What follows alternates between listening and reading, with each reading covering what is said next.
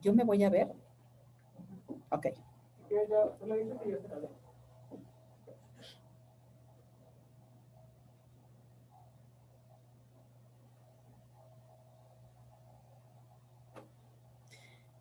Muy buenos días a todas y a todos. Vamos a dar inicio, si les parece, a esta tercera sesión del Seminario Permanente de Derechos Humanos y Cultura. Esperamos un momentito en consideración a las personas que todavía no podían conectarse, pero también en respeto al tiempo de todas y todos. Si les parece, vamos a empezar, esperando que el resto de nuestros colegas se incorporen a la brevedad. Sí, ¿me Hoy permite? tenemos una sesión muy interesante. Habrá de moderar la actividad el doctor Rodolfo Nava y posteriormente, y la ponencia propiamente estará a cargo de la doctora Ana Lilia Guerrero. Ella va a dar el tema de salud mental durante el confinamiento.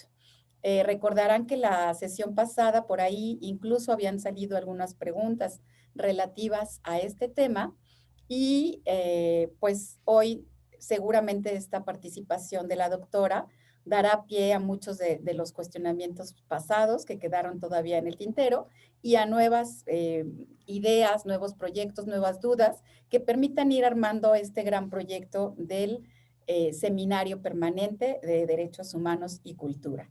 Como siempre, reciban un saludo de la maestra Rosario Piedra, presidenta de la Comisión Nacional de los Derechos Humanos, y del doctor Boris Berenson, que seguramente está conectado acompañándonos. Me voy a permitir presentar al doctor Rodolfo Nava, que es quien va a hacernos el favor de la moderación de esta sesión. El doctor es médico especialista en medicina del trabajo, tiene estudios realizados en la materia, tanto en México como en España y en Japón. Actualmente se desempeña como el coordinador de salud en el trabajo de nuestra máxima casa de estudios en la Facultad de Medicina, y también ahí es la persona responsable del desarrollo de la maestría y del doctorado en salud en el trabajo. Le damos las gracias por su apoyo en esta sesión y sin más preámbulos le dejamos la palabra para que presente a nuestra invitada. Muchas gracias. Claro que sí. Muchas gracias antes que todo, pero antes quiero hacer un pequeño comentario.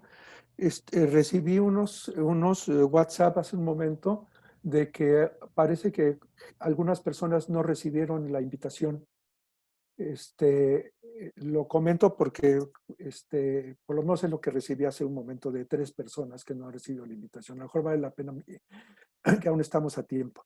Bien, pues antes que todo, de verdad, agradezco mucho a la Comisión Nacional de Derechos Humanos y a los organizadores, en particular al doctor Boris Berenson, pues la iniciativa de la creación de este seminario permanente de derechos humanos y cultura, lo cual es extraordinariamente importante, y agradezco obviamente el que se me haya invitado para moderar esta tercera sesión del seminario. El título es Salud mental durante el confinamiento, un tema extraordinariamente importante y que con toda seguridad a todos nos está afectando de una u otra forma. Y para ello, pues voy a tener el honor de presentar a la doctora Ana Lilia Guerrero Viloria. Ella es egresada de la Facultad de Psicología de la Universidad Nacional Autónoma de México y con formación en atención integral a víctimas y sobrevivientes de agresión sexual de la Facultad de Psicología de la UNAM. En el cual desarrolló las habilidades para la atención psicoterapéutica de víctimas de violencia sexual y violencia doméstica. Ha colaborado en la Procuraduría General de Justicia del Distrito Federal, específicamente en el Centro de Terapia de Apoyo a Víctimas de Delitos Sexuales, a cargo de la Subdirección Clínica. Fue encargada del Centro de Terapia de Apoyo a Víctimas de Delitos Sexuales, desempeñando las funciones de la Dirección del mismo. Asimismo, trabajó como, para el grupo Inbursa en el call center del centro histórico. Parte de su tiempo lo dedica a la consulta privada, a la asesoría, y durante los años del 2016 al 2018 participó en un grupo de atención psicoterapéutica con migrantes mexicanos en Estados Unidos y en proyectos de capacitación. Igualmente, ha sido ponente en diferentes organizaciones, instituciones, incluyendo, por ejemplo, Canal 11 de televisión, Radio UNAM, Radio Fórmula. Por otro lado, actualmente es la coordinadora de la Clínica de Violencia de Género del Departamento de Psiquiatría y Salud Mental. Pues estamos en la misma facultad, de la Facultad de Medicina de la UNAM. Actualmente también desarrolla el trabajo relacionado con trabajo en violencia sexual, lo cual se incluye el abordaje de niños y niñas violentados sexualmente, tanto adultos, hombres y mujeres con antecedentes de abuso sexual en la infancia, adolescencia y adultos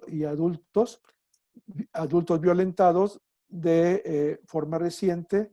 Igualmente se desempeña llevando a cabo acciones en relación a violencia doméstica. Se aplica el trabajo a mujeres en situación de maltrato actual o pasado, y se dedica también a la capacitación de temas relacionados con la violencia de género.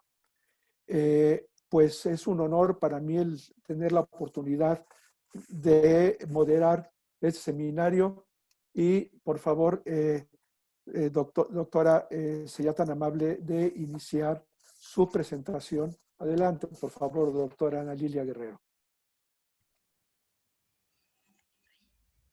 Ya. Hola, muy buenas tardes, ¿cómo se encuentran? Espero que muy bien. Pues para mí es un gusto estar aquí y bueno, agradezco infinitamente la invitación que el doctor Berenson pues me hizo a participar en este seminario y bueno, pues me encanta la idea. Entonces, bueno, pues voy a comenzar abordando algunos términos para partir como de una base común y después pues empezaré como a pues platicarles un poco sobre pues todo lo que ha venido pasando y lo que va pasando con la cuestión de la salud mental pues durante el confinamiento. Esto es un tema muy importante, sobre todo pues para las personas que en un momento dado ya tienen algún padecimiento o han estado lidiando ya con un padecimiento pues de depresión o de ansiedad o algún otro padecimiento de índole psiquiátrica, pues el confinamiento definitivamente va a impactar de una manera pues muy diferente que al resto de las personas que tal vez no han tenido alguna de estas condiciones, pero que el mismo confinamiento también nos podría llevar, aunque no hayamos tenido en el pasado algún tipo de condición de esta naturaleza, el que pudiéramos desarrollarla. Entonces, pues por eso se torna en un tema muy importante, no solamente también para los que somos ciudadanos, sino también pues para los profesionales de la salud que se encuentran pues cara a cara, tratando con enfermos, tratando con todas estas cuestiones críticas en hospitales o en instituciones de salud. Esto también impacta en su salud mental. Entonces, de una o de otra forma, nos vemos afectados y afectadas de una manera general, o nos podríamos ver afectados y afectadas de esta forma. Entonces, me gustaría comenzar con la presentación. Entonces, permítanme tantito. No sé, aquí, porque ya veo mi presentación en la parte de atrás, pero nada más tengo que hacer, supongo que chiquito esto. Ah, sí, ya. Esta parte tecnológica que también nos ha puesto a trabajar a todas y a todos. Algunos se nos da más o algunos se nos da menos, pero aquí estamos. Ok. bueno, pues como les decía, me gustaría partir como de una base común. Entonces, bueno, lo primero que me gustaría hacer pues es abordar la parte de los conceptos. Para la Organización Mundial de la Salud, el tema sobre depresión específicamente sería un trastorno mental frecuente que se caracteriza por la tristeza, por la falta de interés o falta de placer hacia las cosas que realizamos, sentimientos de culpa, falta de autoestima, trastornos del sueño, también se ve alterado el apetito, sensación de cansancio y falta de concentración. Entonces, esto refiriéndonos a el padecimiento de depresión como tal. Son, bueno, eso tal vez no quedó tan específico. Me voy a referir a la parte de depresión y de ansiedad de manera más central en la parte de salud mental durante el confinamiento, porque son los padecimientos que mayoritariamente, tanto en frecuencia como en intensidad, son los que vemos como profesionales de la salud. Por supuesto que hay otros que no son menos importantes, pero son los que en este caso hemos estado pues trabajando de una forma mucho más frecuente. Desde el DSM-5, perdón, la quinta versión de este manual de diagnóstico estadístico sobre trastornos mentales, los trastornos depresivos se caracterizan por una tristeza de una intensidad o de una duración suficiente como para interferir en la funcionalidad de las personas. Y bueno, y esto se puede ver reflejado en la disminución del interés, del placer por las actividades. En muchas ocasiones no hay una causa exacta, pero pues muchas veces está ahí puesta la herencia, cambios en las concentraciones de los neurotransmisores en nuestra química del cerebro, una alteración en la función neuroendocrina y, por supuesto, también factores externos, que son los factores psicosociales.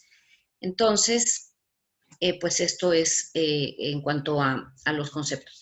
Ahora, en cuanto al origen y las características, pues lo que hemos visto es que se pueden presentar en cualquier edad, pero podría estar como más presente o con una mayor frecuencia en la aparición durante la adolescencia o durante la década de nuestros 30 o 40 años. Y menos del 10% desarrollará una depresión mayor, pero eso no quita que podamos... Perdón, doctora, disculpe que la interrumpa. Es que no se está viendo es que no se ve su presentación. Ay, ¿no se está viendo? No. Ay, entonces, perdón. A ver, vamos a ver aquí, ¿qué pasó?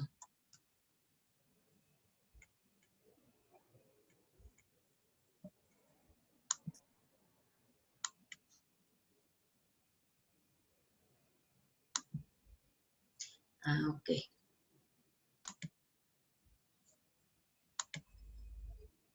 Ya. Es que pensé que se había quedado para compartir. Perdónenme. Ya ven que les digo que esto de la tecnología de pronto a mí me falla todavía. Perfecto, ya se ve, ya lo vemos. Ahora sí ya. La abre, por favor, la amplía, por favor. Sí. Eso estoy intentando. Ya, ahora sí. Muy bien. Ok, gracias. Bueno, hablaba entonces de los conceptos, estaba yo por acá.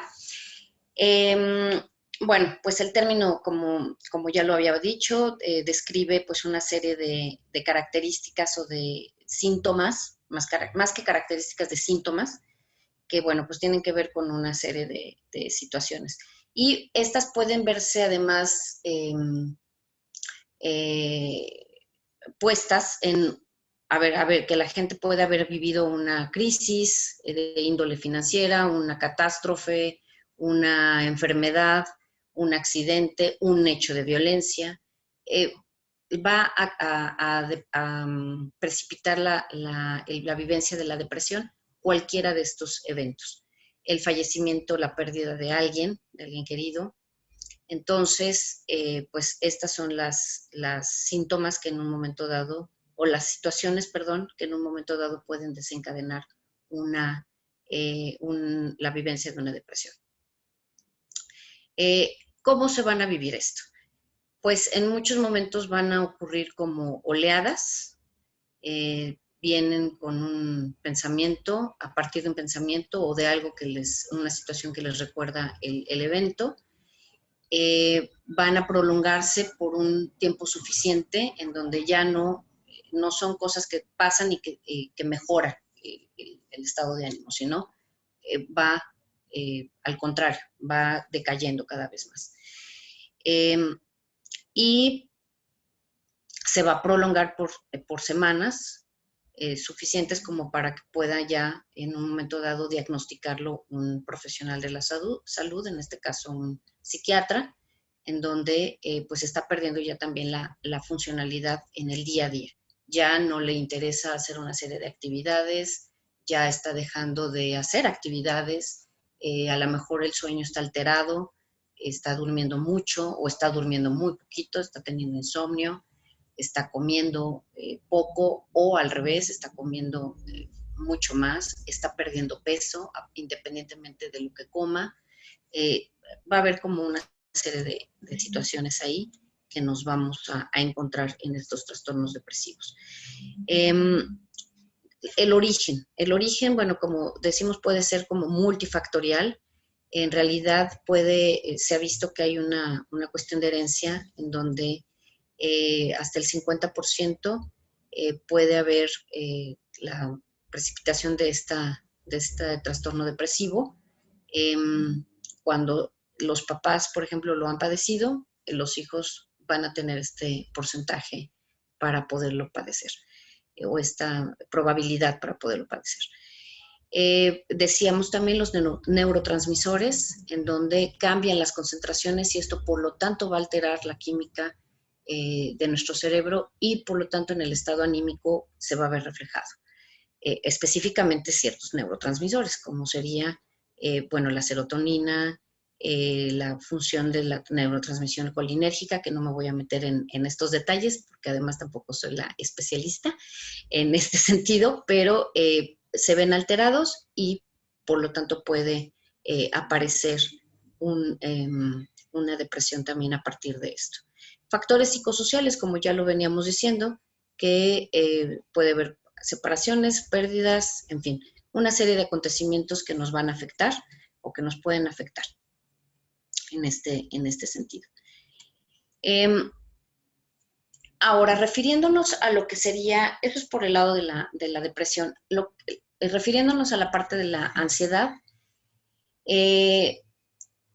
hasta cierto punto, cuando tenemos una reacción ansiosa ante ciertas situaciones o ante ciertos eventos, puede servir de una manera útil. ¿Por qué? Porque nos impulsa a hacer cosas o a completar ciertas tareas que en un momento dado estábamos planificando, y hay como también cierto nivel de estrés que hasta cierto punto puede ser positivo o no necesariamente nos va a afectar de una manera negativa.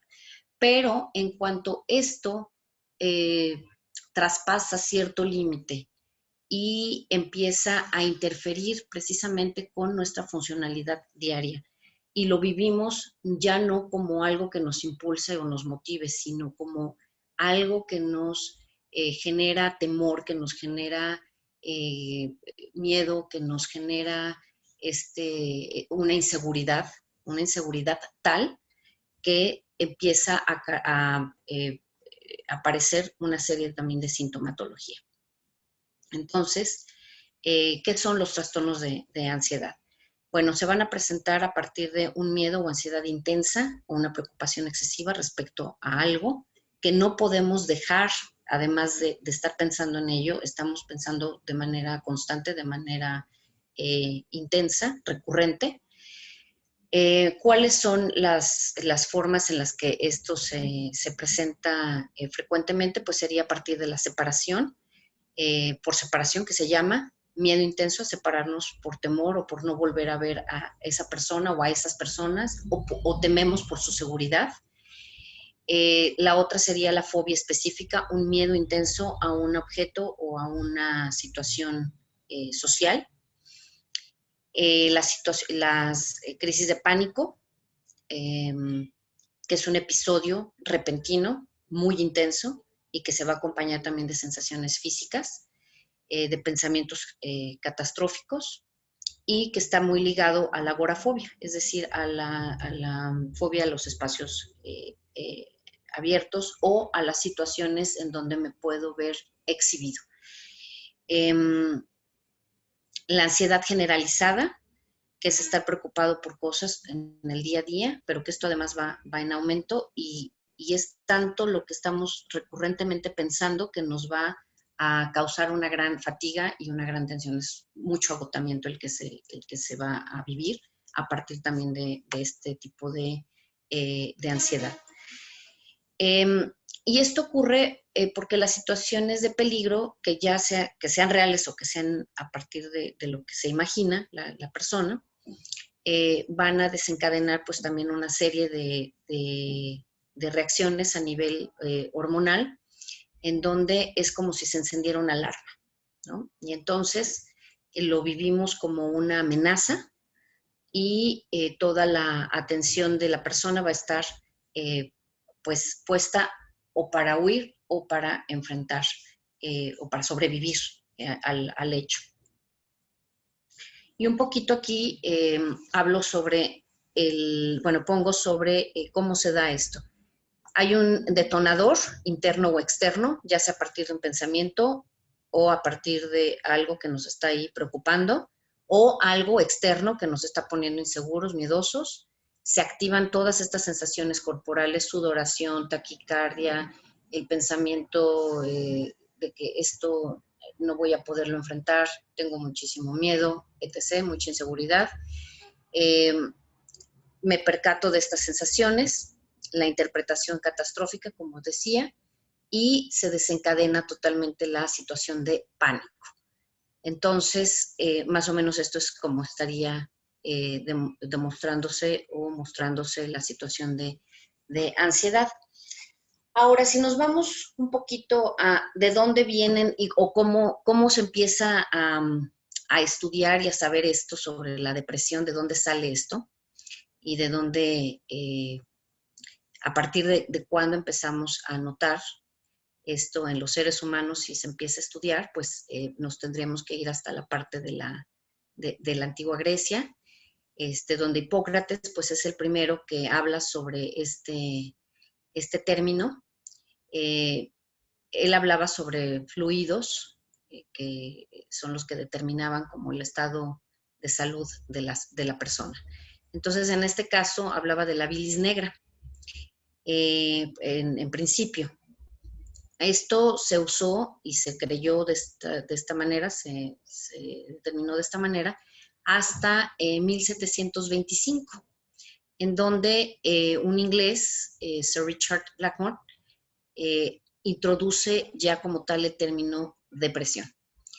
En el siglo XIX, que empieza la psiquiatría ya científica, todo el tratamiento que se daba a estos padecimientos, o al padecimiento específicamente de la depresión, pues iba desde lo mágico hasta la parte de terapia ambientalista de carácter empírico, que se refería pues a dar paseos, a escuchar música, a tener como estos momentos de esparcimiento como para tranquilizarse.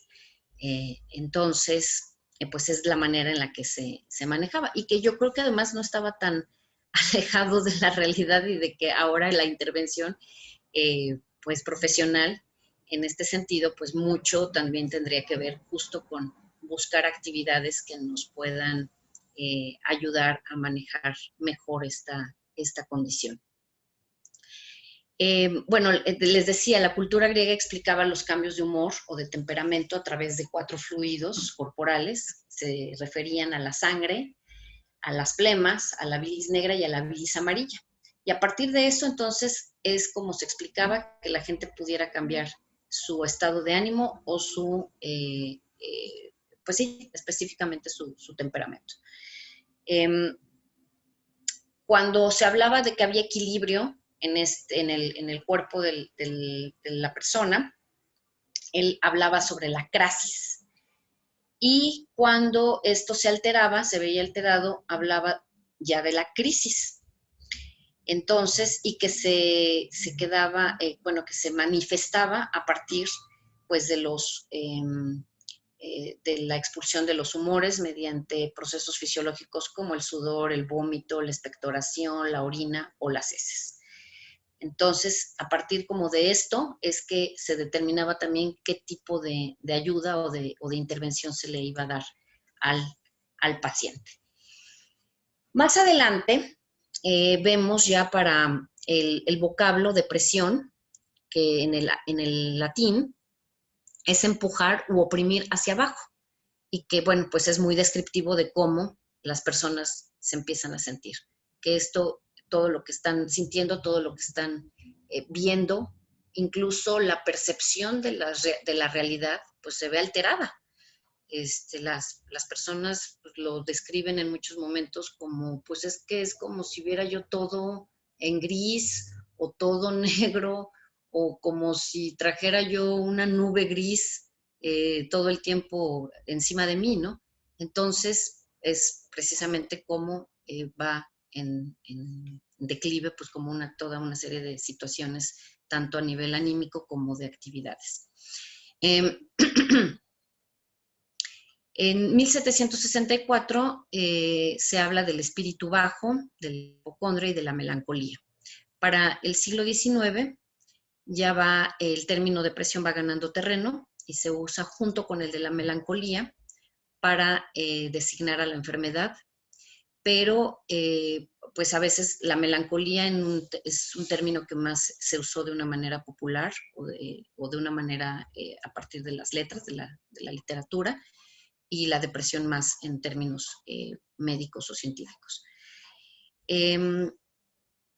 Wilhelm Griesinger fue el primero en hablar sobre estados de depresión mental. Y bueno, pues ya para 1863, Calvam es quien habla sobre la ciclotimia y sobre las fases de la depresión, que pudieran ser pues ciclos repetitivos y que tendrían como cierta periodicidad, ¿no? Bueno, y bueno, aquí vemos un poco, sobre pues cómo ha estado manifestado también a partir de las artes, en este caso la pintura, pues estos padecimientos, estas condiciones, aquí Van Gogh en el umbral de la eternidad, Francisco de Goya también, este retrato que hace, el famoso Grito, que es ya un poco más contemporáneo. Y bueno, aquí hablaban sobre Robert Burton, que aquí pues presenta la anatomía de la melancolía, de lo que 1621. Ya hablando pues más de una parte contemporánea, pues también hay un escritor, editor y traductor que habla sobre toda una biografía, hace toda una biografía histórica de la angustia y de muchas obras filosóficas inspiradas pues precisamente a partir de la depresión, de la ansiedad y de estos estados anímicos, que es Javier Roca Ferrer. Y bueno, pues hace toda una revisión acerca de cómo pues se vivía, se expresaba y se manifestaba en las diferentes artes y pues en la parte también filosófica. Y encontramos que en el cristianismo hablaban de que era como un estado de demonización la melancolía, ¿no? Y entonces se empieza a usar el término asedio para referirse a estos sentimientos y conductas que se consideraban indeseables. Ni siquiera las explicaban a partir de que fueran un estado de enfermedad, sino que eran indeseables y que tenía que ver seguramente con una cuestión demoníaca. Entonces, pues seguramente todos los monjes y religiosas en ese momento pues lo vivieron pues de una manera muy, también perseguida, pues muy persecutoria, ¿no? Lo definen Juan Casiano en el año 360-435, habla sobre la fatiga o la aflicción del corazón y que era similar a la desazón o abatimiento y especialmente torturadora para los solitarios. Ya en el medievo, la sedia fue considerada una de las 8 tentaciones y posteriormente pasa a ser el pecado de la pereza. Entonces, pues no era de mucha ayuda esta explicación, porque no se estaba proponiendo nada para ayudar, sino en realidad simplemente se estaba haciendo una descripción y partiendo como de la idea de que la gente que estaba deprimida, pues no, en realidad lo que sucedía es que no quería hacer las cosas, ¿no? Entonces, bueno, tanto que llega a ser como un pecado mortal, que es la pereza. Y bueno, hace pues toda esta revisión en su obra. En 1819 Keats habla de la melancolía también. Menciona también a Kafka, a Scott Fitzgerald, perdón.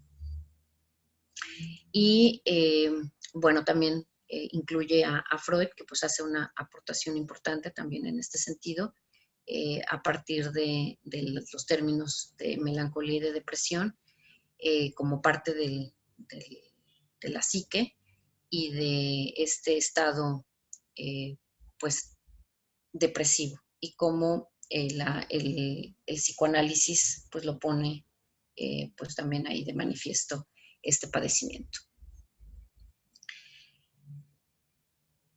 Bueno, pues ahora ya enfocándonos un poquito más a la parte ya de lo que sería la salud mental en el confinamiento, pues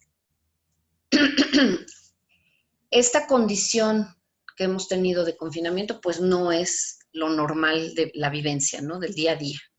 Nos hemos tenido que encerrar para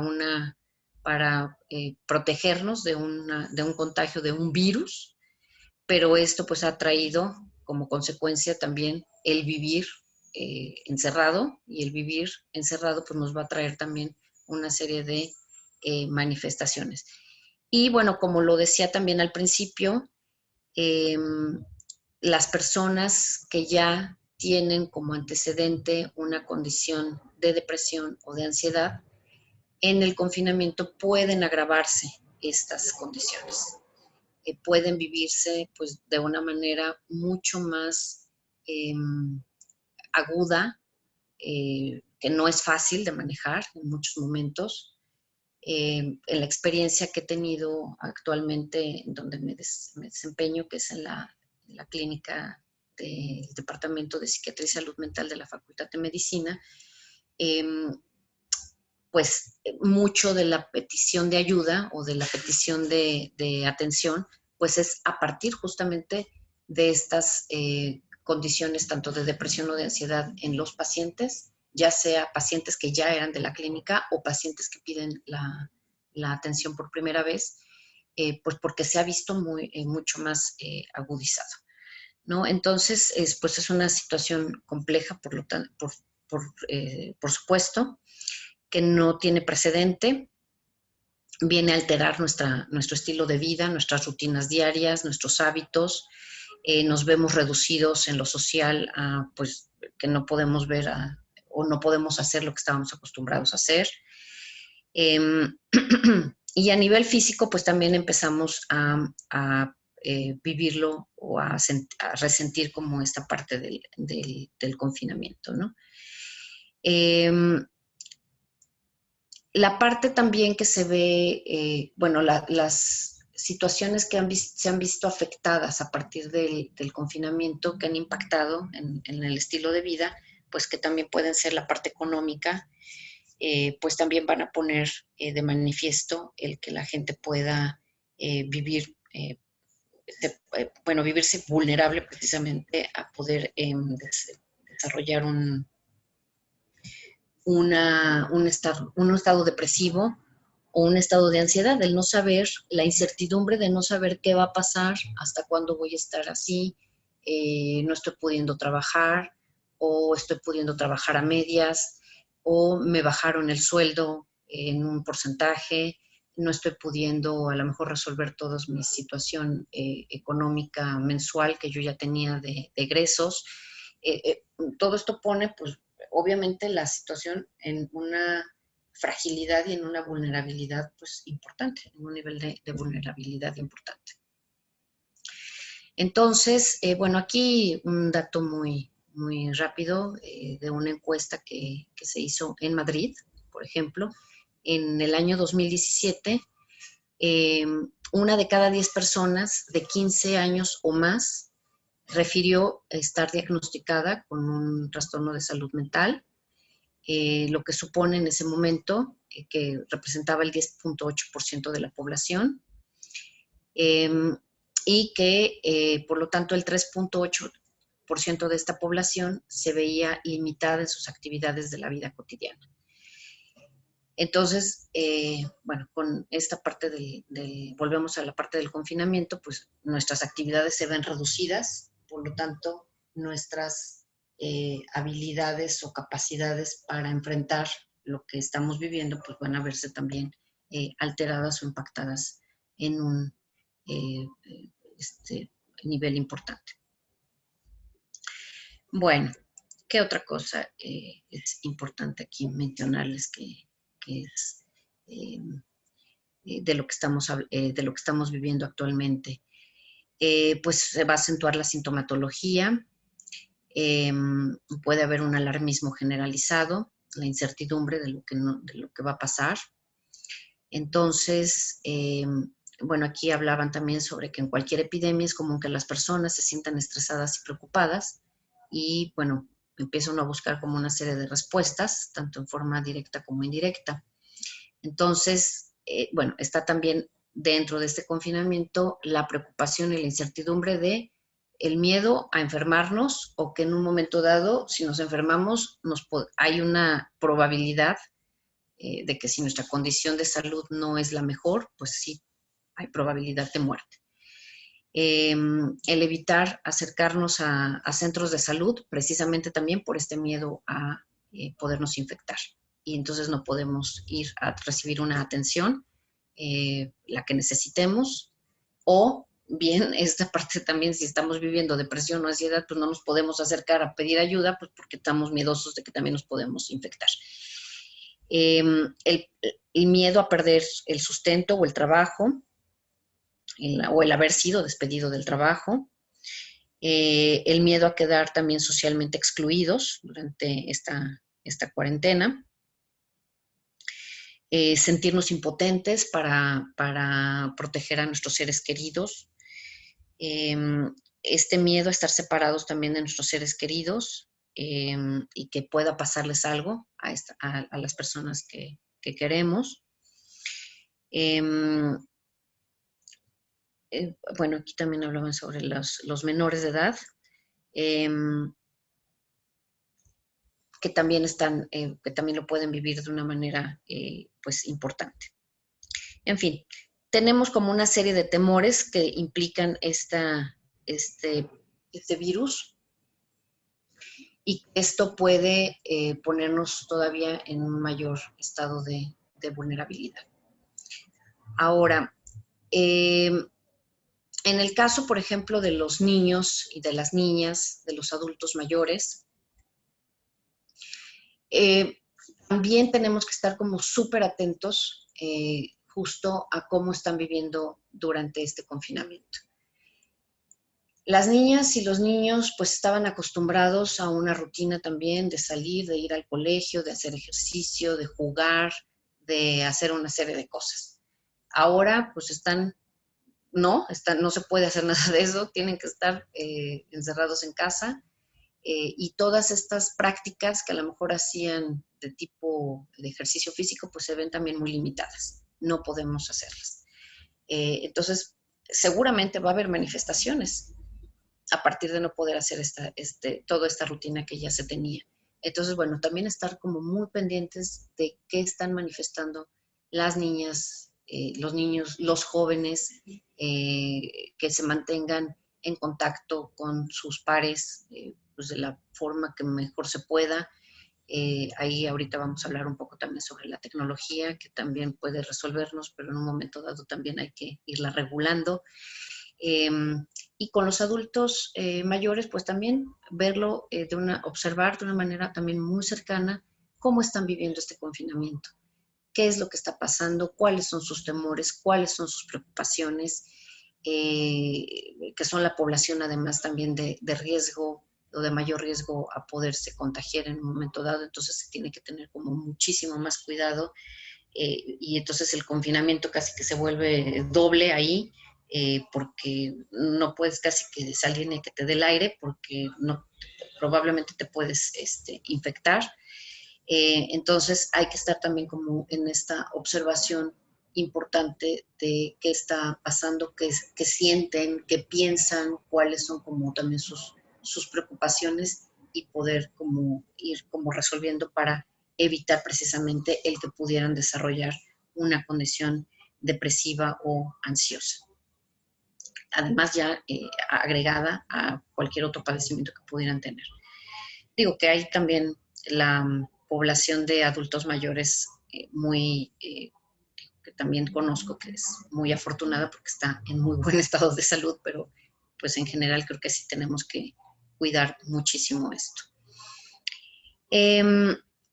Ahora, en cuanto a los profesionales de la salud, esto también nos ha afectado, ¿no? Los ha afectado, estoy hablando de la gente que está a nivel de institución hospitalaria, de instituciones de salud, donde están pues en primera línea atendiendo todos los casos que llegan, tanto de COVID como no COVID, y que están tratando pues de resolver todas estas situaciones. También se pueden ver afectados de una manera grave, de una manera intensa, primero por el número de horas de trabajo, que es muy largo, porque tienen que estar súper pendientes de lo que, en cuanto a los procedimientos, en cuanto a los protocolos de salud que tienen que implementar, dependiendo de lo que se trate, del tipo de enfermo o de paciente que reciban. Y bueno, pues pueden empezar a desarrollar, pues no solamente depresión y ansiedad, sino el síndrome también de burnout, ¿no? Que es el quemarse por las jornadas tan intensas de trabajo, que no permiten como estos momentos a lo mejor de tranquilidad o de esparcimiento, o de poder hablar con alguien sobre lo que están pensando, sobre lo que también ellos temen. Hay este gran temor también a infectarse, o temor a infectar a sus familias en cuanto regresan a casa. He sabido también de casos que han incluso decidido poderse quedar cerca del hospital y no regresar a sus casas para poder evitar que puedan contagiar a sus familias, ¿no? Entonces, bueno, hay un constante miedo, hay una constante preocupación, incertidumbre. Hay también un gran estigma, lo hemos visto de pronto en las noticias, que han sido violentadas o violentados ciertos profesionales de la salud, ya sea en sus casas o ya sea regresando a sus casas o yéndose al trabajo, que son violentados realmente porque hay como una incomprensión tal vez de parte de la población. A veces es una forma también de reaccionar ante este gran temor, ante esta gran preocupación, todo ese miedo, toda esa incertidumbre que a veces la gente puede tener, lo traslada y lo deposita a lo mejor de una manera no sana, pero está expresando ahí una serie de cosas, y entonces, bueno, se vuelca sobre el profesional de la salud, que realmente pues no tiene ningún tipo de responsabilidad sobre esto, y al contrario, pues está haciendo todo lo que está en sus manos para poder atender a sus pacientes. Bueno, va también a depender cómo vamos a enfrentar esto, como una vez que a lo mejor nos está afectando, va a depender también de la capacidad resiliente o de la capacidad de adaptación de cada persona, el que podamos ir manejando también todas estas circunstancias. No necesariamente todo tiene que ser negativo, no necesariamente todo tiene que ser malo. Yo creo que todas las personas, o en general, las personas han tenido que echar mano justo como de estas factores que pueden ir resolviendo desde cómo nos vamos a organizar en la casa para poder hacer nuestras tareas, para poder hacer nuestro trabajo, estar todos en el mismo lugar al mismo tiempo, cómo vamos a ir haciendo esta convivencia diaria, realmente estamos conviviendo, realmente nos está dando espacio como para hacer otras tareas. Esto también yo creo que sería importante que lo pudiéramos ir evaluando y valorando.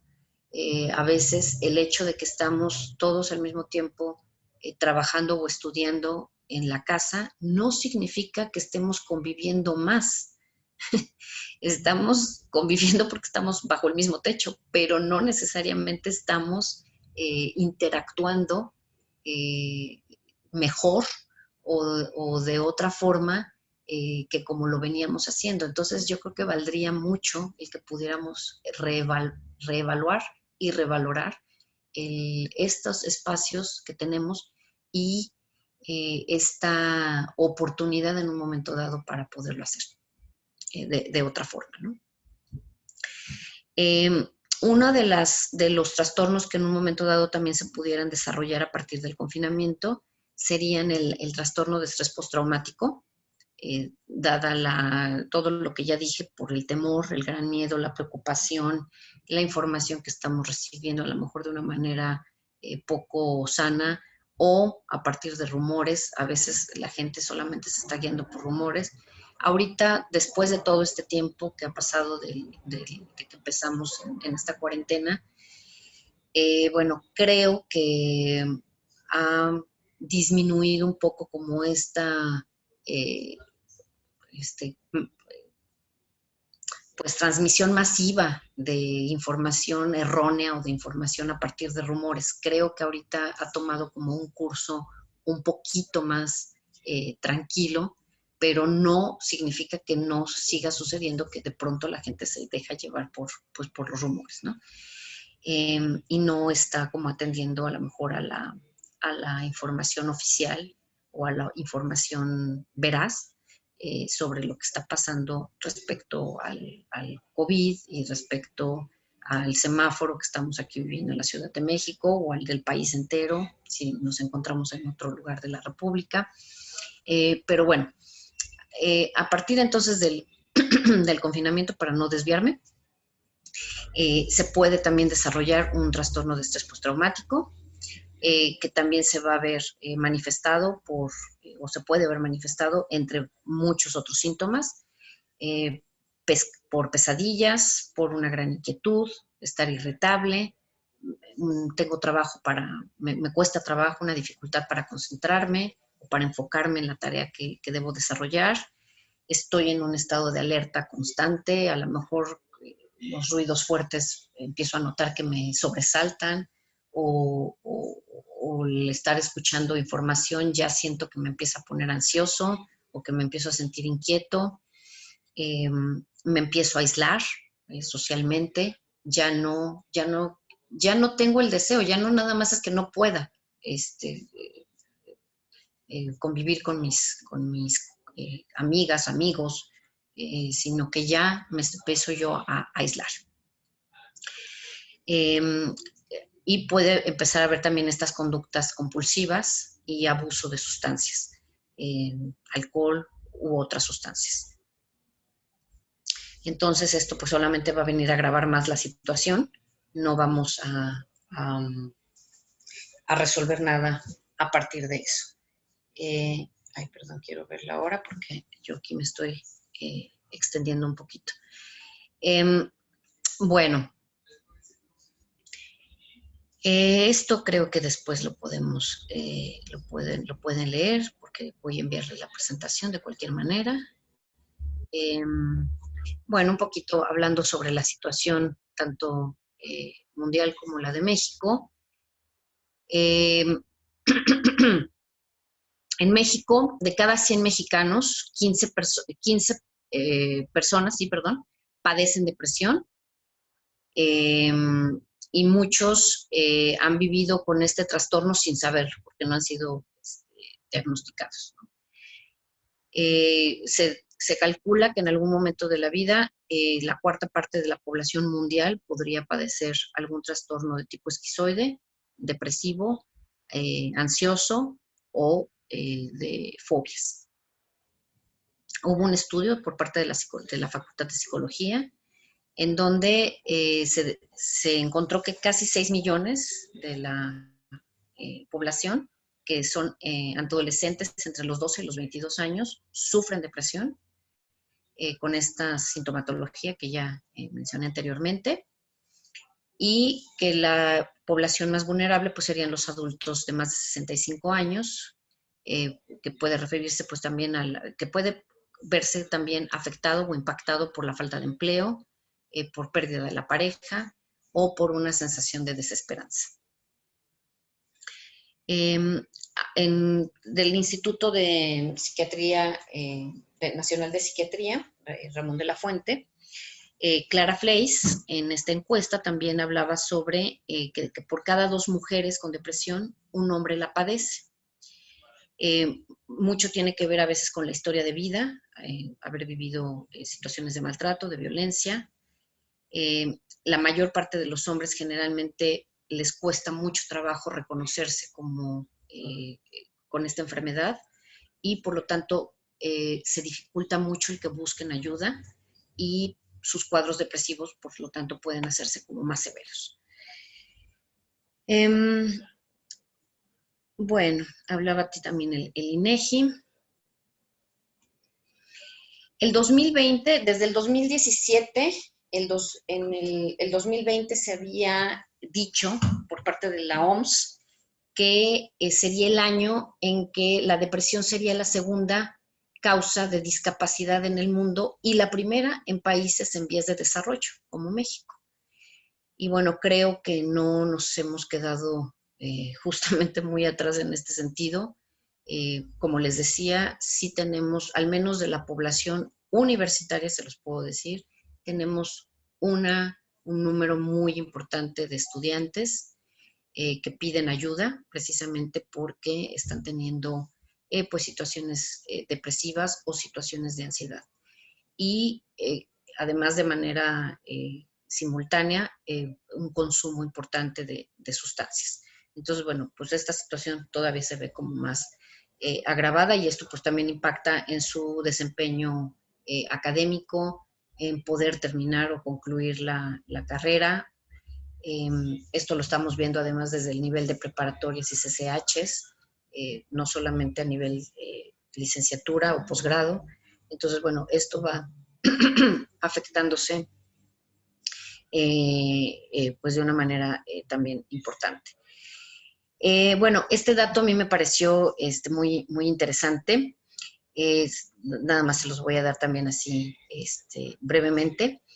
En la revista Nature, un metaanálisis genético en donde participaron 300 científicos aproximadamente de 161 instituciones de varios países. Lo que encontraron fue que había 44 genes asociados directamente a la depresión. Y además hallaron otros 153 que pueden tener cierta influencia en el padecimiento. Entonces, bueno, con esto, pues se encontró, se puede concluir que la depresión, pues en realidad también es un trastorno genético, ¿no? Entonces, bueno, si además le sumamos todos los otros factores, pues se convierte realmente en un padecimiento pues de una gran nivel de importancia. Bueno, también aquí sobre los servicios de salud y lo que se destina en cuestión de gasto a nivel mundial, el 2.8 del presupuesto está destinado a salud. En los países de bajos ingresos, alrededor del 0.5% de presupuesto es el que se destina a los servicios de salud mental. En la región de las Américas, el gasto oscila entre el 0.2% en Bolivia y el 8.6% en Surinam, por ejemplo, tomando como ejemplo esos dos lugares. Y a pesar de las cifras y de contar con un programa de acción específico de atención en salud mental, los recursos asignados en México a atender esta área representan apenas el 2% del presupuesto.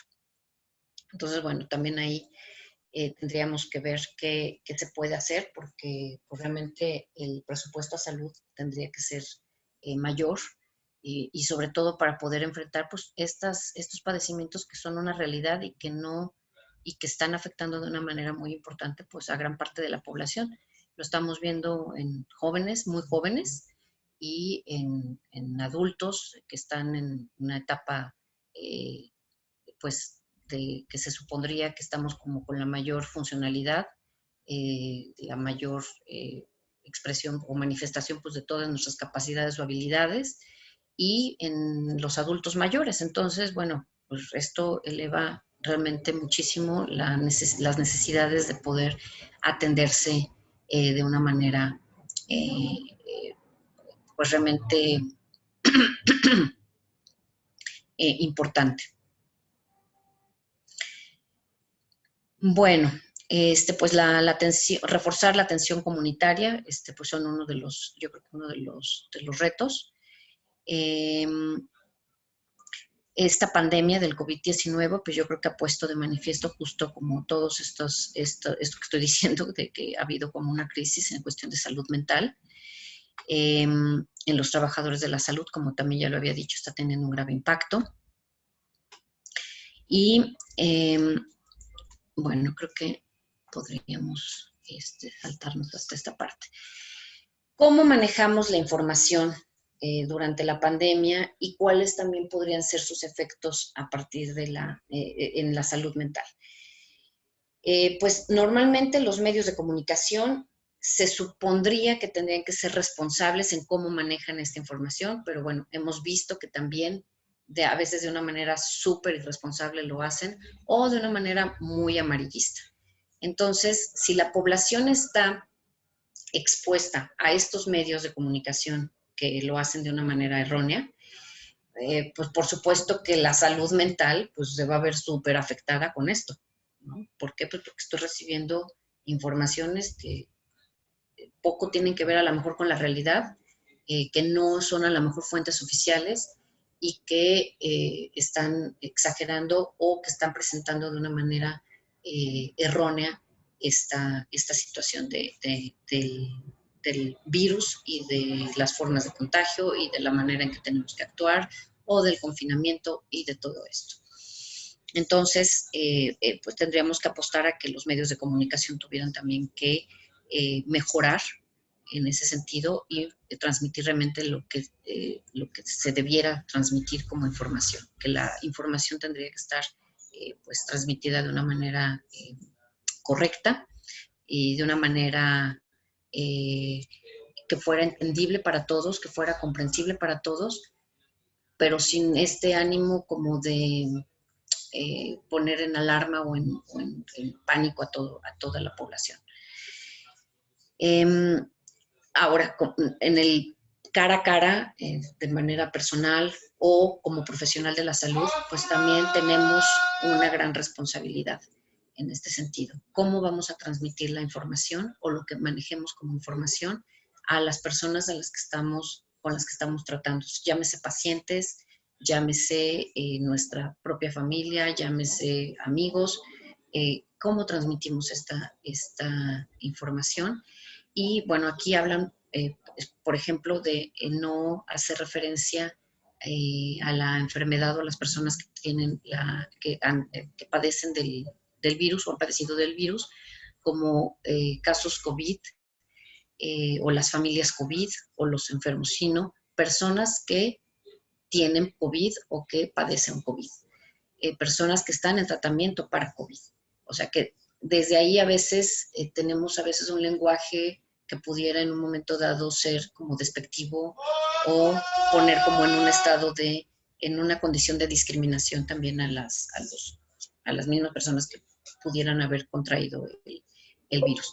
Ay, perdón, me ausento un minuto, voy por el cargador porque ya me está indicando que está agotándose la batería. Perdonen, un momentito, por favor. Aprovecho un favor a todos, que cierren sus micrófonos, si son tan amables. Desde luego, pues esto tiene un componente muy importante de que pues ya yo como Salva dije que pues tenemos que tener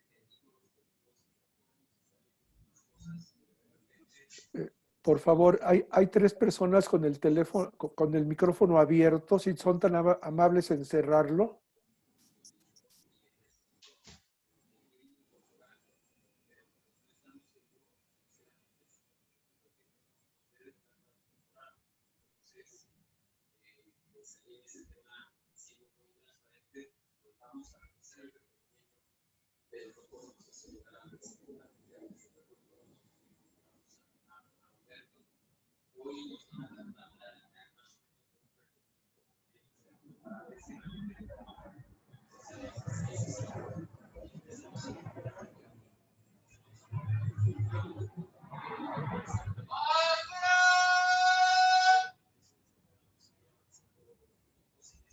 De nuevo, por favor, hay 3 personas, Nora Bri, Resma Viri y Gustavo Garibay. Por favor, cierren sus micrófonos.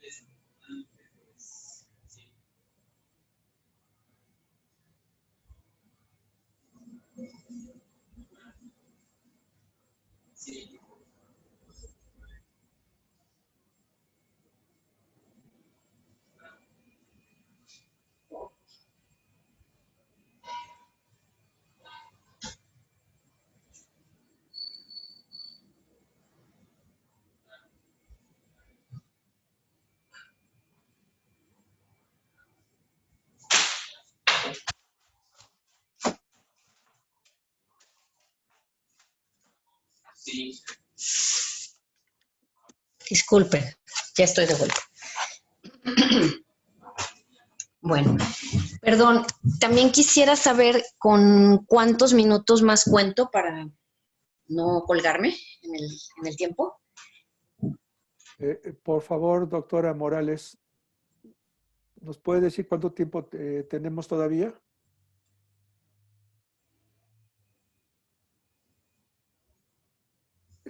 Doctora Sandra Morales. Bueno, continúa no se y no sí, se interrumpirán. sí, gracias. Perdónenme. No se preocupe. Aquí estamos. La pregunta es que ¿cuánto tiempo tenemos más, por favor, para la presentación de la doctora Guerrero? Pues me parece que podríamos pensar que 15 minutos Ok. para poder dar pie a las preguntas. Perfecto. Muchas gracias. Muchas gracias a ustedes. Ok, perfecto. Gracias. Muy bien. Bueno, pues hablaba yo de las noticias, que de pronto pues puede haber un mal manejo de las noticias, entonces esto, pues en un momento dado realmente tendríamos que cuidar mucho qué estamos viendo, qué estamos escuchando, y yo creo que dosificarlo, tener una dosificación en qué escuchamos, de dónde lo escuchamos y cómo escuchamos, para saber simplemente a lo mejor estar al tanto, pero no estar como enfocado solamente en eso, ¿no? Porque yo creo que no es como lo más sano.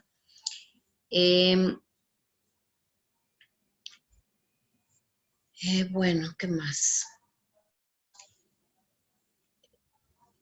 Bueno, como profesionales y también trabajadores de la salud, pues En un momento dado, bueno, si están en una atención de primera línea, en hospitales, en instituciones de salud, o bien que estamos viendo pacientes, pues identificar las necesidades que se tengan sobre la salud mental de quienes nos están consultando o de quienes pudieran requerirlo. ¿Cuáles son como esas necesidades? ¿Qué se requiere hacer? Con las niñas y los niños, que también ya lo había mencionado, pues encontrar como las maneras más positivas de que puedan expresar sus sentimientos, sus pensamientos, en un momento dado la tristeza que les puede estar, o el desánimo que les puede estar causando el no estar acudiendo al colegio, pues de una manera regular, el no estar viendo a sus amigas, a sus amiguitos, a sus compañeros, y pues tener toda esta interacción que es como lo normal. Mantener pues cerca a las familias que estén teniendo pues una interacción mucho más sana, que puedan tener como, que puedan seguir, que no estén separados, que no haya como estas separaciones a lo mejor tan prolongadas, para que puedan también solventarse como este tipo de cosas. Mantener rutinas familiares en la vida cotidiana o crear nuevas rutinas. Yo creo que es bien importante el que a lo mejor al principio costó un poco de trabajo como empezar a tener una rutina, porque todo se tendría que hacer en el mismo lugar. Bueno, entonces tener esa rutina y tener como horarios establecidos va a caer como muy bien el que se pueda manejar de esta forma. A las niñas y a los niños, bueno, yo creo que es importante que se les hable de una manera clara, de acuerdo a su edad, explicarles también todo acomodado de acuerdo a su edad, pero de una manera veraz, de una manera clara y de una manera muy directa, porque eso es lo que necesitan, como pues, aclarar como sus dudas o tener esas, no tener esas interrogantes, ¿no?, sobre qué está pasando. Y pues las personas, por ejemplo, las y los adultos mayores que estén en un momento dado aislados, pues evitar que estén aislados justamente para evitar un deterioro a nivel pues de sus capacidades, de sus funciones, y que puedan tornarse en un momento dado en un padecimiento más grave.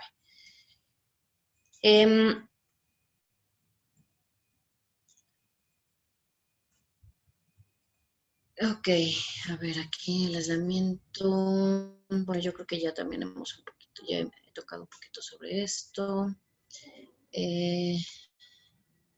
Para no. Bueno, ok, ahora, sobre estas nuevas prácticas de conexión y cómo a qué efecto van a tener en nuestras relaciones interpersonales. Bueno, pues comunicarnos para el ser humano pues ha sido una cosa vital. Desde que nacemos nos comunicamos de diferentes maneras. Tenemos pues una experiencia en este sentido a lo largo de toda la historia de la humanidad. Y bueno, pues es la forma en la que vamos a expresar pues lo que sentimos, lo que pensamos, la búsqueda de conocimiento, el crear información y transmitirla. Entonces, este uso de las nuevas tecnologías y el surgimiento de las redes sociales, pues ha sido toda una revolución a nivel de comunicación. Y que esto pues viene pasando, yo creo que, bueno, ya desde hace muchos años, pero yo creo que la manera como más evidente ha sido, pues yo creo que en las últimas 2 décadas, en que ha sido mucho lo que hemos avanzado en cuestión de comunicación, muchas las formas, la variedad de podernos comunicar. Al principio, pues a lo mejor era solamente por el correo electrónico, ahora hay infinidad de formas de podernos comunicar y de podernos decir cosas y de poder atender cosas. Entonces, bueno, aquí vienen algunas cifras que también después las pueden consultar aquí en la presentación. un poquito sobre esta historia de cómo ha sido la cuestión de las redes sociales y el uso que se le da a las redes sociales en cuestión de número de horas. Entonces, perdonen, es muy, muy, muy importante. Pero así como hemos avanzado en estas nuevas prácticas de conexión, pues también hemos notado que a lo mejor estas nuevas formas de conexión pueden ser usadas tanto en un sentido positivo como en un sentido que puede no ser tan positivo. Y yo creo que es justo en donde tenemos que empezar a ver un justo medio, ¿no? Nos ha acercado muchísimo las nuevas tecnologías. Ahora podemos dar incluso pues atención psicoterapéutica o dar una intervención psicoterapéutica a partir de una videollamada, a partir de el Zoom, a partir del Google Meet, a partir del Skype. Es decir, hay muchas formas de que lo podamos hacer. Pero así como podemos hacer esto que va a ser en beneficio de alguien, también existe la contraparte en donde vemos ahora también a muchas niñas, a muchos niños, a jóvenes, pues pegados precisamente a todos estos dispositivos, desde la computadora, la tablet, el iPad, el teléfono celular, el PlayStation y no sé cuántas consolas más existen para videojuegos. Y entonces, bueno, pues este es como empezar a encontrar también este justo medio. Esta salud mental también se va a ver afectada si, por ejemplo, no regulamos cuánto tiempo pasamos usando estos dispositivos. ¿Qué estamos haciendo en estos dispositivos? ¿Nos estamos realmente acercando o nos estamos alejando del resto de las personas con las que vivimos y convivimos o deberíamos de convivir? Es una cosa pavorosa a veces cuántas horas puede permanecer alguien pegado a un dispositivo y que no necesariamente tiene que ver con el trabajo. Esto también tendríamos que empezarlo a regular. Si tiene que ver con trabajo, pues que tengamos como estos límites, ponernos estos límites, autorregularnos en cómo lo vamos a hacer, porque puede también empezarnos a afectar de una manera importante. Yo creo que este avance tecnológico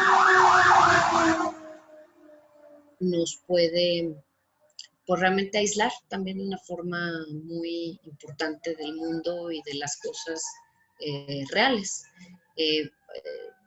La forma en la que podemos estar haciendo un uso, a lo mejor un abuso del uso de los dispositivos. Pero siempre también podemos pensar en esta parte positiva, en que se puede usar de una manera para la ayuda, de una manera para el trabajo, de una manera para resolver, pero no, pero regulando, ¿no? Regulando qué va a pasar. Esto en cuanto a la parte de las nuevas prácticas de conexión y de las relaciones interpersonales. Bueno, las relaciones virtuales pues son de fácil acceso. Las relaciones verdaderas pues a veces nos van a tomar más tiempo. Entonces también están haciendo una diferencia en cómo las relaciones, porque muchas relaciones, por ejemplo, de pareja pues han surgido a partir de las relaciones, de una relación virtual, ¿no? Entonces estas nuevas formas también de interactuar y de relacionarse incluso como pareja, pues también nos tendría que poner a pensar cómo impacta de una manera positiva o cómo puede también impactar de una manera pues no tan positiva o cómo puede afectarnos incluso en esta salud mental de la que hemos estado tratando y que es la que nos importa en este caso. Bueno, a ver qué más aquí, porque aquí puse varias cosas, pero Bueno, pues un poco las motivaciones de por qué usamos estos dispositivos, pues puede ser como una herramienta que ya hablábamos, o como un espejo, o como una fuga a un mundo a través de la pantalla, ¿no? Sería a lo mejor explicado de otra forma un poco lo que ya les venía yo diciendo. Estas tres motivos principales para interconectarnos con alguien en el mundo virtual. Y bueno, un aspecto también muy importante de estas nuevas tecnologías pues sería la parte educativa, que también se está pudiendo realizar, y se está pudiendo realizar hace ya mucho tiempo, no nada más ahora. Ahora se tuvo que generalizar, el acercar educativamente y académicamente hablando, pues a los estudiantes, ¿no? Junto con sus docentes. Pero esto ya se viene realizando ya desde hace un tiempo, el tomar cursos, el tomar seminarios, el tomar, incluso hacer diplomados a distancia, hacer cursos a distancia o semipresenciales, una parte a distancia y una parte presencial. Esto entonces es de las partes más positivas que nos ha podido acercar a instituciones académicas que solamente, que en un momento dado hace 20, 30 años, pues solamente era pensado ir a estudiar allá y no había de otra posibilidad, ¿no? Ahora pues esto también se ha podido realizar y creo que tiene un efecto pues y un resultado positivo también para poder. La consulta de bibliotecas digitales es también algo que pues sirve muchísimo, acercar también este conocimiento y este acervo de conocimiento cultural pues a todos y a todas. Ok. Bueno, aquí hablábamos sobre la forma de comunicar, que también un poquito ya se los había yo comentado, me había adelantado un poquito. Bueno, aquí hacen algunas propuestas a partir de es también un documento de la OPS, el que se garantice una respuesta coordinada y ordenada por parte del gobierno, o sea, a partir de que se da la información, que se garantice que la respuesta sea coordinada y ordenada, que todas las personas que estén involucradas pues lo hagan de esa manera. Asegurar que los servicios de atención psicosocial y salud mental se integren a los servicios generales de atención de salud.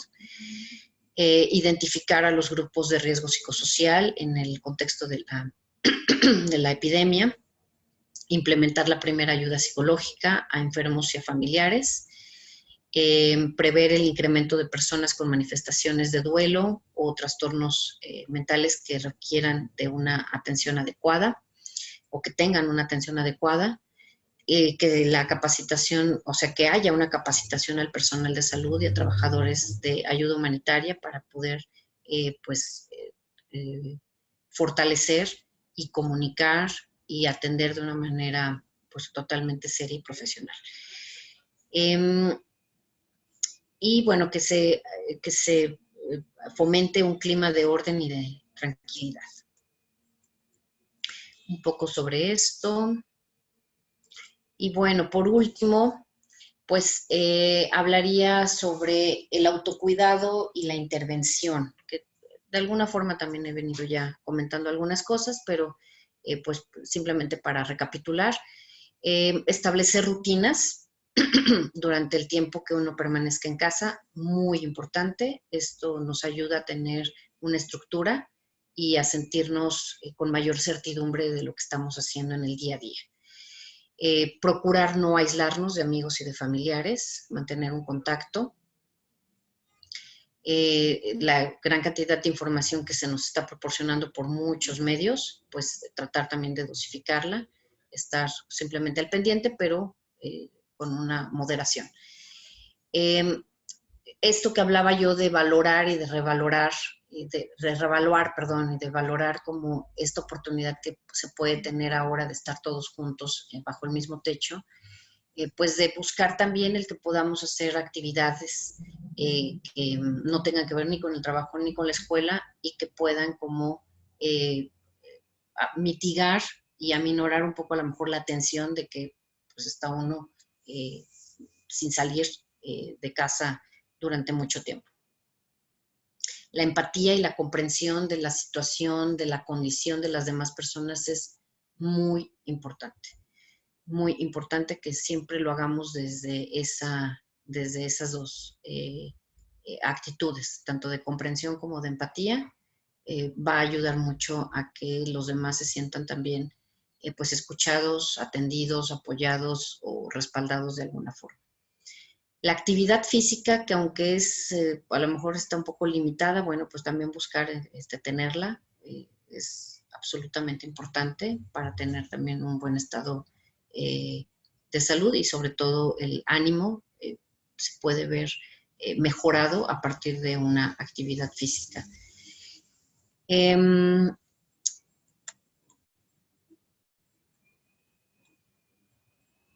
Saber a dónde dirigirnos si necesitamos en un momento ayuda, desde cómo conseguir un transporte, un taxi, la comida o una atención médica, a dónde tendríamos que dirigirnos.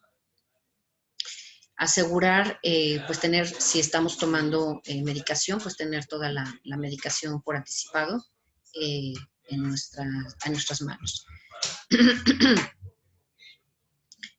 Tener a lo mejor otras actividades, si nos gusta el canto, si nos gusta el baile, pues poder también a lo mejor incursionar en eso.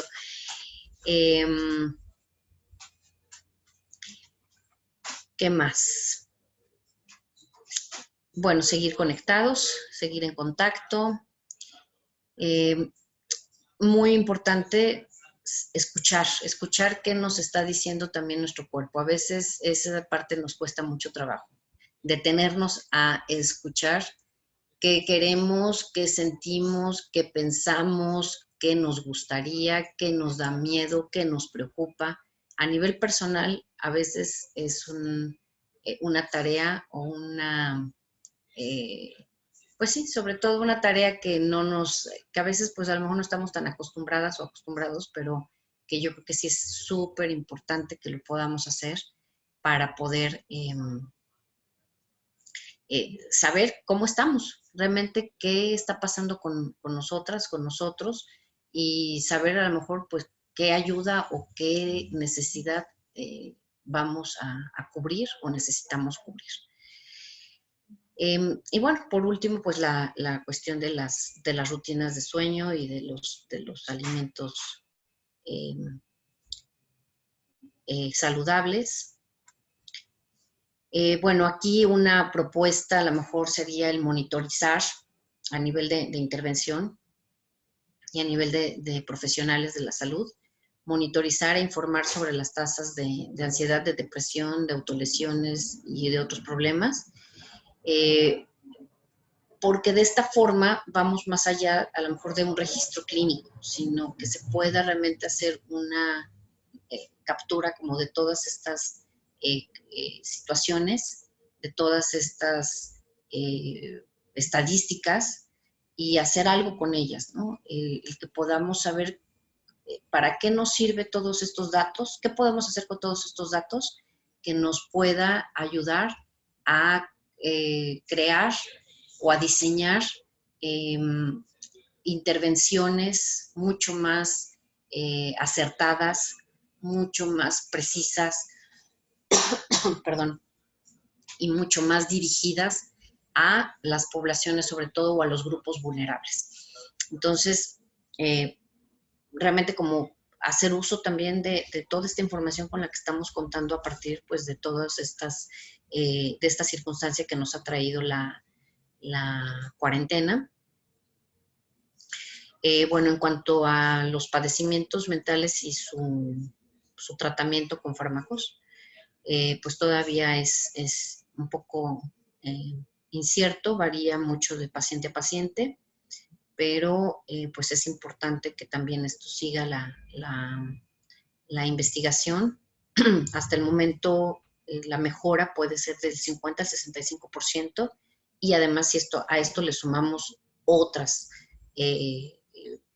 ayudas, como la parte de la intervención psicoterapéutica, el que la persona pues tenga como, el paciente tenga una conciencia de lo que sucede con él y de lo que puede hacer y de cuáles son las formas en las que puede ir mitigando pues toda esta condición, cómo autocuidarse, qué formas son qué signos o qué situaciones son en las que debe poner a lo mejor mayor atención cuando le sucedan y saber que tiene que pedir ayuda en ese momento. Es decir, como ir como mejorando también toda estas formas de intervención, de modo tal que las personas puedan vivir con esta condición, pero sin que esto realmente necesariamente tenga una forma de vida negativa o una forma pues de estarlo sufriendo todo el tiempo, ¿no? Es como, yo creo que a lo que tendríamos que apostar como como profesionales de la salud y como sociedad y como, bueno, a nivel país, desde donde le toca a cada quien intervenir, ¿no? Es un poco lo que opino al respecto. Esa sería más bien como mi opinión personal. Y bueno, pues con esto daría término a mi intervención y pues nuevamente agradezco mucho la oportunidad. Gracias. Bien, doctora Ana Lira Guerrero, muchísimas gracias por tu excelente participación. Y pues vamos a abrir un espacio para preguntas y comentarios por parte de los asistentes, si son tan amables. Por aquí había dos preguntas por escrito, una de Nayeli Saavedra y otra de Resma Viri. Si son tan amables en hacer la pregunta, abrir su micrófono.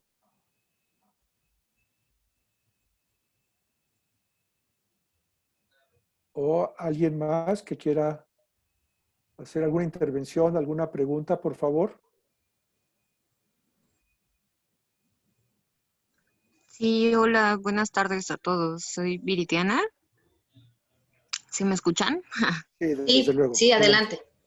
Muchas gracias. Pues, ante todo, la verdad, gracias por el espacio y también por toda la información, doctora, porque bastantes puntos por ahí iba haciendo como mi checklist y pues todos se iban llenando, ¿no? Y dentro de ellos, algo muy importante que me llama la atención hoy día es justo esta parte, ¿no? Por ejemplo, el tema del teletrabajo, hoy tienen condiciones totalmente distintas pues, a trabajadores, ¿no?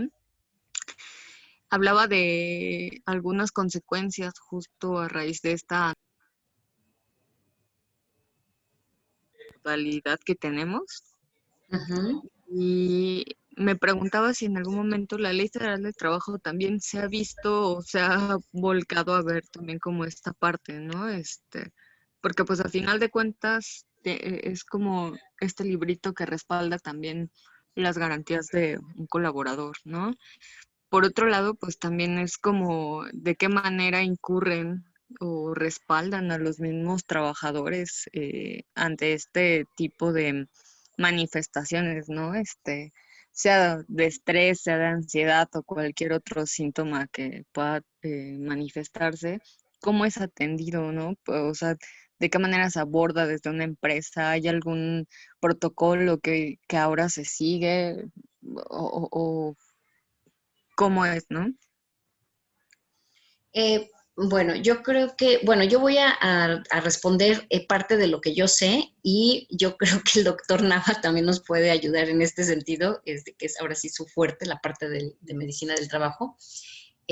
Hasta donde yo tenía entendido, parece ser que a partir del año pasado ya se iba a considerar como motivo a lo mejor de incapacidad el síndrome no síndrome, iba yo a decir otra cosa, el síndrome de burnout ya iba a ser considerado como parte de los padecimientos porque las y los trabajadores pueden tener y que pueden ser causa de incapacidad.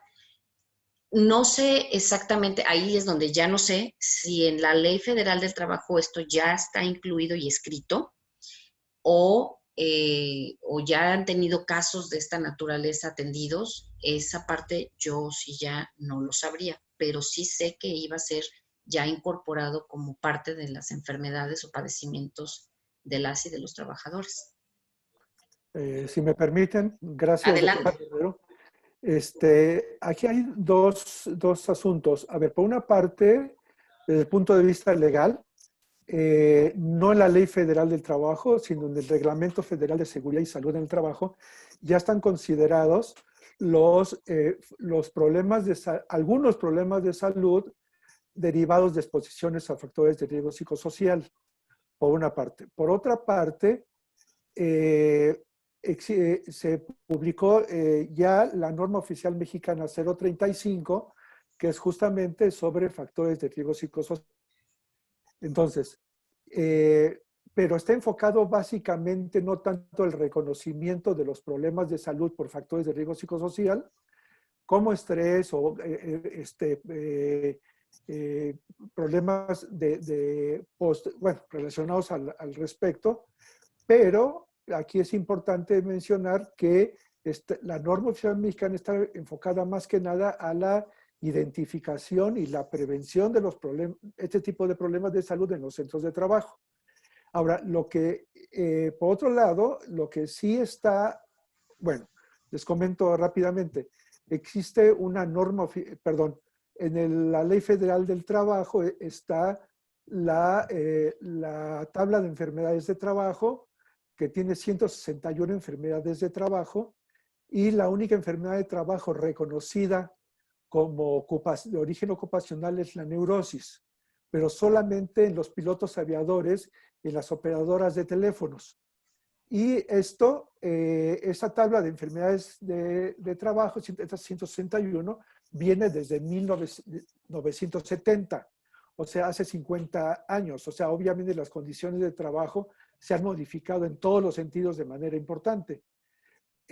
Y algo que sí es importante también mencionar es que en este momento, al menos en este momento, ya lo manifestó el Instituto Mexicano del Seguro Social, es que COVID, siempre y cuando se compruebe que fue adquirido en el centro de trabajo, sí se va a reconocer o está reconocido como enfermedad de trabajo, o sea, como enfermedad ocasionada por el ambiente de trabajo. Bien. Seguramente hay más preguntas o comentarios, por favor. Había leído una pregunta interesante de Nayeli Saavedra. Sí, de hecho hay una antes de Javier López Sánchez. Adelante. Que hablaba sobre, hacía la pregunta sobre la violencia intrafamiliar en tiempos de pandemia, que se ha aumentado. En cuestión de violación de derechos humanos también se ha crecido y que qué ruta se puede seguir para esto. Específicamente en cuestión de violencia doméstica, que es ahora el término, sí ha habido aumento, sí ha habido un número importante de llamadas al 911, según se tiene registrado. Esto venía aumentando desde antes de la cuarentena, pero a partir de la cuarentena sí se vio incrementado las peticiones de auxilio. La cuestión es que a nivel jurídico, a nivel de intervención por parte del sistema de justicia, estaba habiendo limitaciones, pues precisamente por la cuestión de la pandemia y de la cuarentena. Hasta donde yo tenía entendido, la gente podía ir a hacer su denuncia a la Fiscalía de Violencia Intrafamiliar, que pasó a ser Fiscalía, lo que era antes el Centro de Atención a Violencia Intrafamiliar, ahora es Fiscalía. La gente podía ir a hacer su denuncia. Sin embargo, si las personas, en este caso mayoritariamente mujeres, niñas y niños, eran quienes estaban recibiendo esa violencia, se veían en una situación de riesgo, no les podían dar el respaldo por parte del refugio. ¿Por qué? Porque estaban teniendo también limitado el ingreso a personas justamente por evitar el contagio o la probabilidad de contagio con nuevos ingresos. Entonces, bueno, esto se convertía en un gravísimo problema porque pues se quedaban en una situación de total vulnerabilidad y de riesgo, pues de mucho riesgo, porque no es lo mismo que estén recibiendo violencia física o verbal a que haya ya una amenaza de muerte. Entonces, sí pone en un riesgo alto pues a todas estas personas que están viviendo este tipo de violencia dentro del entorno de la casa. Respecto a derechos humanos específicamente, la verdad es que no lo sabría, entonces no quiero contestar algo que pues no lo sé, francamente. Y no sé si estoy contestando a tu pregunta, Javier. Sí, doctora, muchísimas gracias, qué amable. De nada. Ahora, había también por aquí otra pregunta que hacía Nayeli Saavedra. ¿Cuál sería la forma de abordar los malestares emocionales, es decir, las necesidades sentidas de atención de las personas que de acuerdo con los clínicos no cubren criterios de ningún trastorno, pero pues que sí las están percibiendo de alguna manera como incomodidad, tristeza, desilusión o miedo debido a los efectos de la cuarentena y de la pandemia, como la pérdida del trabajo, el distanciamiento de redes sociales y la incertidumbre por el futuro? Pues definitivamente a lo mejor esto no corresponde o no cubre a lo mejor los criterios específicos de un trastorno como tal, sin embargo, eso no quita que las personas lo puedan sentir, que es una realidad.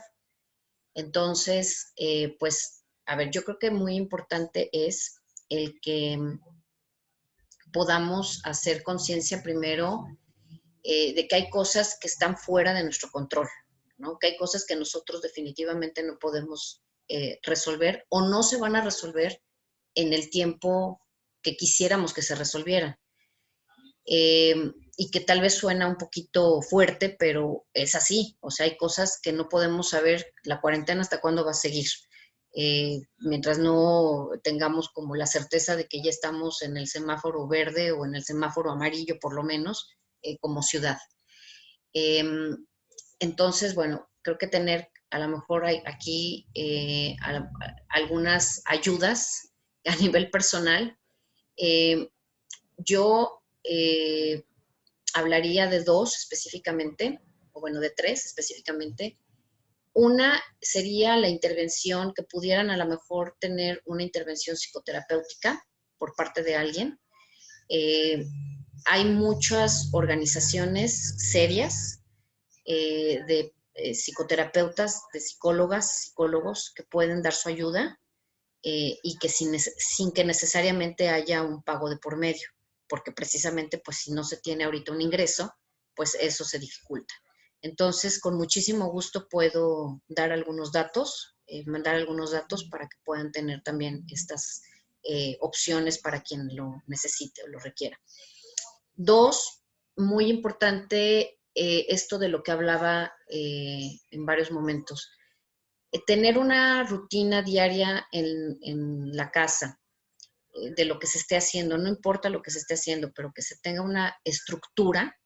Me levanto a tal hora, desayuno o me baño y desayuno, desayuno y me baño y luego hago estas actividades. Es decir, tener como esa claridad de lo que voy a hacer en el día a día y no como esperar a ver qué va a pasar en el día a día, ¿no? Creo que es también una manera como de mitigar un poquito como todos estos malestares. Y lo tercero, y que creo que funciona muy bien y que vamos hasta ahí hacia una parte como más alternativa, es el tener a lo mejor una práctica meditativa o una práctica de yoga. Es también muy, muy útil.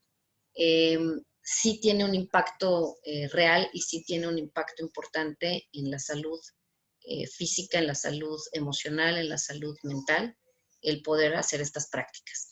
Entonces también con muchísimo gusto puedo enviar dos ligas para manejar un poco del estrés, que están además pensadas justamente para estrés, en cuestión de prácticas también meditativas.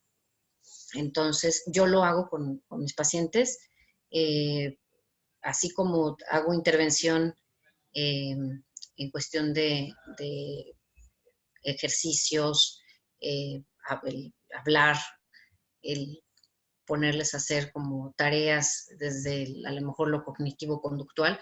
También utilizo una parte que tiene que ver con cuerpo, con mente y con todo esto que sí nos va a servir muchísimo. Entonces, no sé si también estoy contestando un poco a tu pregunta, Nayeli, y te sea útil lo que estoy diciendo.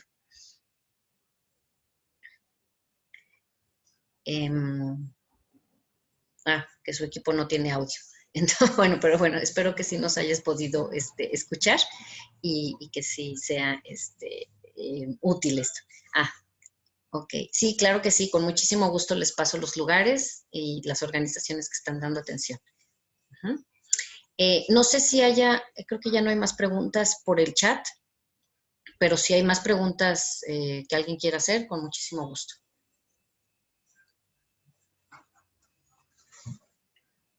O comentarios, también abierta a los comentarios. Creo que no. Si me permite, doctora Guerrero, Sí, adelante. Un par de comentarios. Bueno, esto que mencionó usted del yoga es fundamental, es cierto. Y algo que yo agregaría es ejercicio. Sí. Llevar a cabo algún tipo de ejercicio, lagartijas, sentadillas, en fin, no sé, pero dentro de la rutina, como parte de la rutina que Así es. usted está proponiendo. Algo muy importante también que yo considero es la parte de que el estrés hace que las personas seamos más susceptibles a adquirir ciertos padecimientos infecciosos, como incluso ciertos tipos de cáncer. Así Entonces, es. el manejo de este tipo de problemas y obviamente las alteraciones psicosomáticas, que bueno, empieza con la parte que usted maneja perfectamente, la parte psicológica y demás, pero cómo repercute en alteraciones físicas en nuestro organismo, ¿no?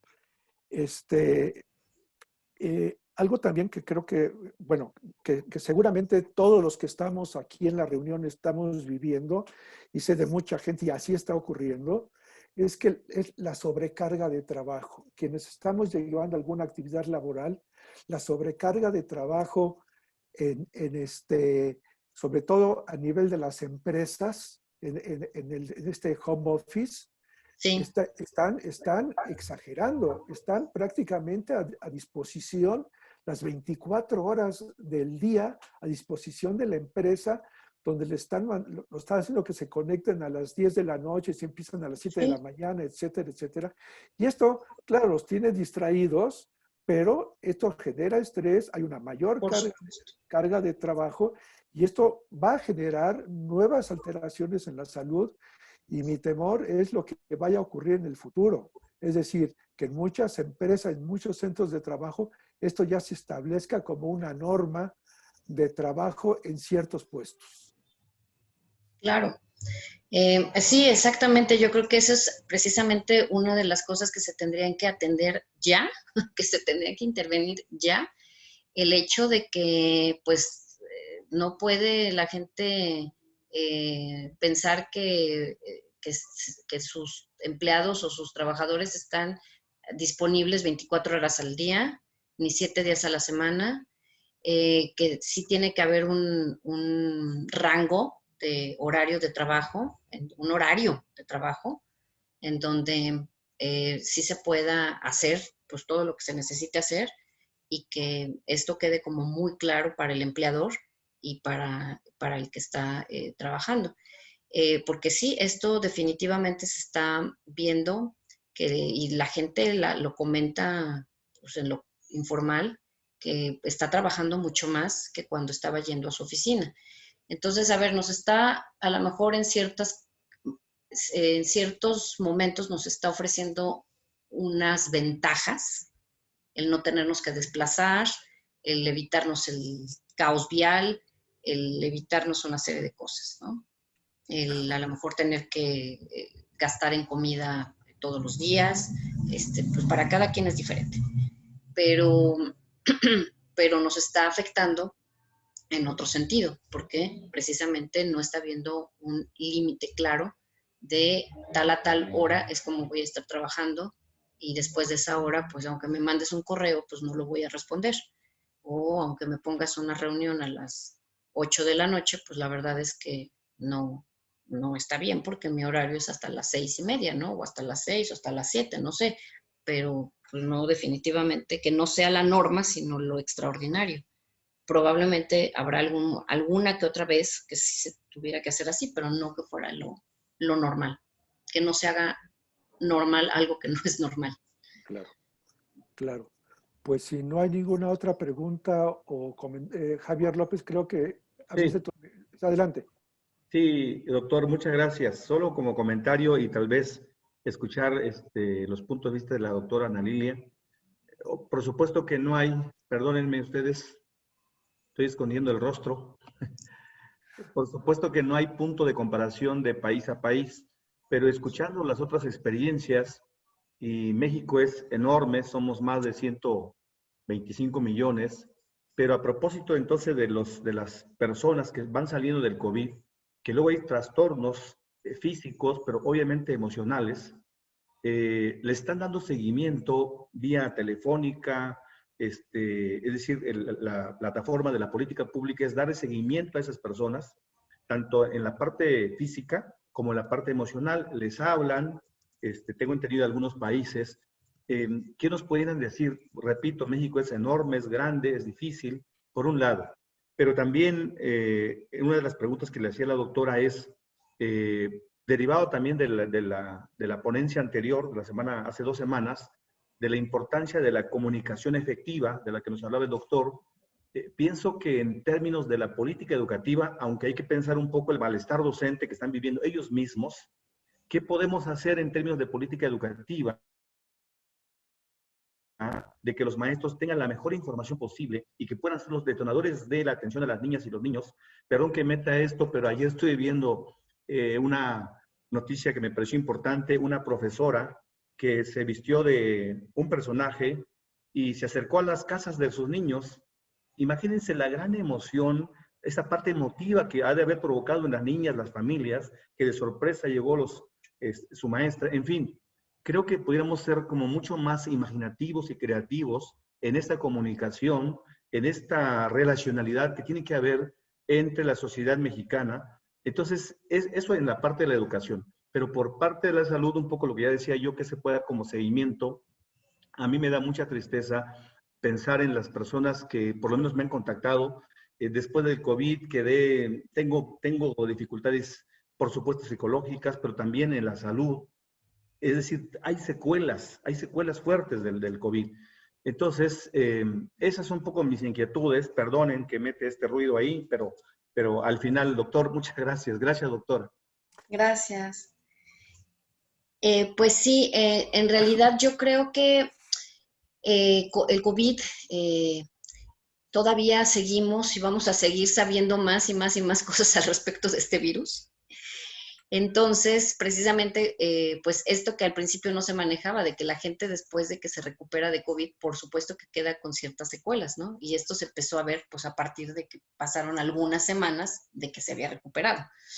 Entonces, bueno, vamos a seguir yo creo que enterándonos todavía de más cosas, de qué pasa con este virus, y por supuesto que se tendrán que pensar y que diseñar pues políticas precisamente en cuestión de salud para la intervención de estos pacientes que ya atravesaron por el virus, pero que después van a tener otro tipo de necesidades.